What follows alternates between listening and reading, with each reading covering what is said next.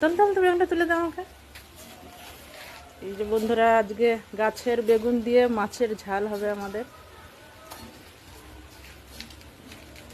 এই যে গাছের বেগুন, আবার বৃষ্টি পড়ছে, বৃষ্টি বৃষ্টি। এই যে বাটা মাছ ভাজা হয়ে গেছে, বেগুন দিয়ে ঝাল হবে। বেগুন কাটা হয়ে গেছে, মাছ ভাজা হয়ে গেছে, তেল দিয়ে দিলাম, কালো জিরে, বেগুন চলে গেছে, উল্টে পাল্টে দিলাম, দিয়ে দিলাম হলুদ, দিয়ে দিলাম নুন, এখানে সর্ষে পোস্ত কাঁচা লঙ্কা বাটা। এবার জল দিয়ে দিলাম,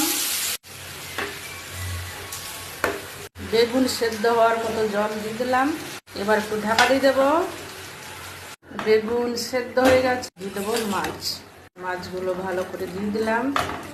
আমার ঝোল রেডি, ঝোল হয়ে গেছে। আমি এবার ঝোলটা ঢেলে নেব।